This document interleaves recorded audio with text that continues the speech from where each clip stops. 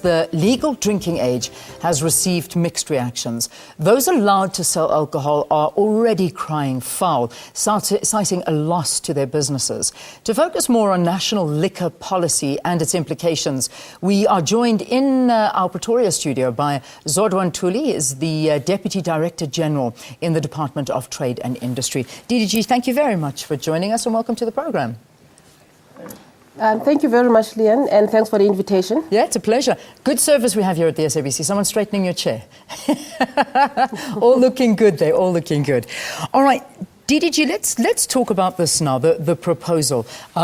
It's been gazetted. What is the idea behind it? Why do you want to increase the drinking age? Okay, thanks, Leanne. And let me just say first that the document is out for public consultation.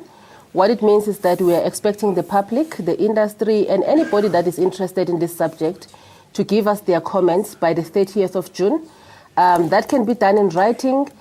You can send us an email, you can do, or you can call us if you want a meeting or a workshop or a session. And so we just want to say that it's out for consultation, and we will really appreciate your view because we are trying to shape the liquor regulation in this country. Okay. The document is really a responsibility of government to over time look at the industries and the framework that we have for regulating the industry. As you are aware, liquor is a regulated product in South Africa. So from time to time, we look at what is working, what is not working. So far, what we are finding is that a lot of things are working very well. There's a lot of improvement in the compliance by the traders.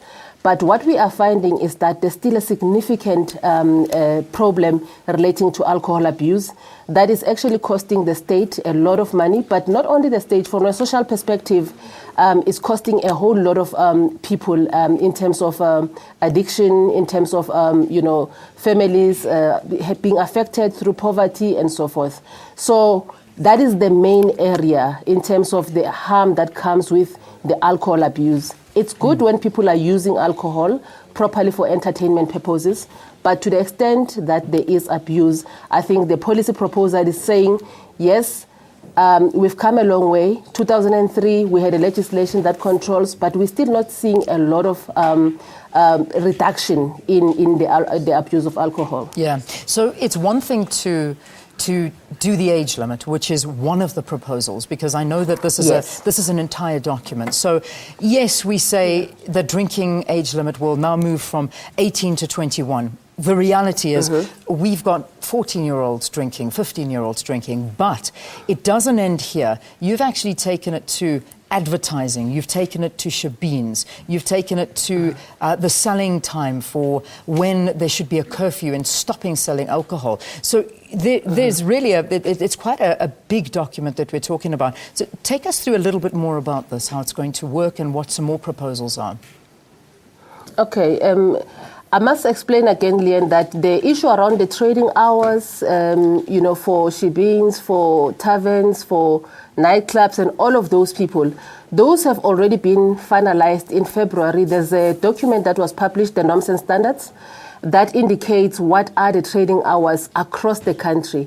And the reason for that, Leanne, was that what you previously found was that in each province, you'll find that they've got their own trading hours. And it didn't make sense to have different trading hours because then it becomes a problem to enforce. There's no reason why somebody in the Northwest must trade up until 12 o'clock and somebody in Cape Town must trade until 2 o'clock in the morning. So we wanted to achieve the consistency. So that one has been done. It's settled, and the consultation process was thorough. So the trading hours have been sorted out. So what are the what are the trading hours now? They are in the document, but I can just give you an example. For instance, previously there was no limitation in terms of when you can distribute and at what time you can stop distributing. So you could distribute alcohol anywhere 24 hours. Yeah. So right now, what the norms and standards are saying that the traders, the distributors are only allowed to distribute from 6 to 6. So 6 in the morning to 6 in the evening. When you say beyond that, it's when you not say allowed. Distributors, sorry, I'm getting a lot more technical. When you say 6 to 6, Yes. is that at retailers, not at bars, No. clubs? No. That's what I'm saying. There is, sorry, Lian, there are different time frames for each level of this business. Okay. There are what we call retailers. Retailers are your taverns, pubs, nightclubs. Those are the traders that sell direct to the person that is consuming. Right. All right. Okay. And then you have the next level, which is your distributors. Right. Your distributors are the ones that are selling in bulk, and they can only sell to a licensed operator, meaning that if you're a distributor, you can only sell to a person that has got a license to retail. All right. Then you've got the third level, which is the manufacturers. The manufacturers are the ones that are producing the alcohol that then goes to the distribution level to then go to the retailers. So what we're saying is that there are now timelines that have been set that are consistent across the provinces, that have been approved and agreed upon by all of the provinces. Those were published already in February this year. Yeah. So in the policy document, we're just referring to it to just basically make it as a policy to say from time to time, those norms and standards, because they are day-to-day practices, they can be amended from time to time depending on what is happening on the ground. So those, we're just recognizing that part to achieve consistency.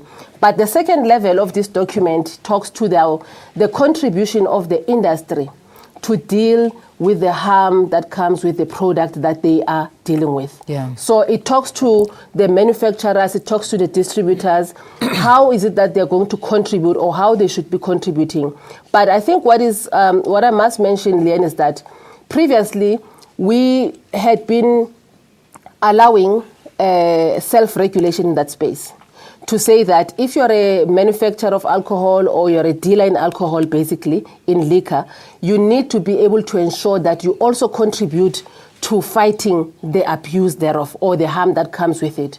So the problem with that is that it's proven that it is not effective in this country. You can't ask a person that manufactures a harmful product to talk against it. Yeah. So what this policy is proposing is that the industry must contribute, but then that fund must not be applied by the industry itself. An independent body, it could be an NGO, it could be a government agency, should then be responsible for developing programs, education and awareness, rehabilitation centers, and all of those things, so that we can also deal and help people that have got a problem with addiction. Yeah. Or at least even programs to prevent people from getting into that problem. Yeah. So yeah. that is the second aspect of it, yes. Yeah, indeed. And I'm just going to read a couple of comments, because I know we can carry on all morning about this, because it's a big conversation.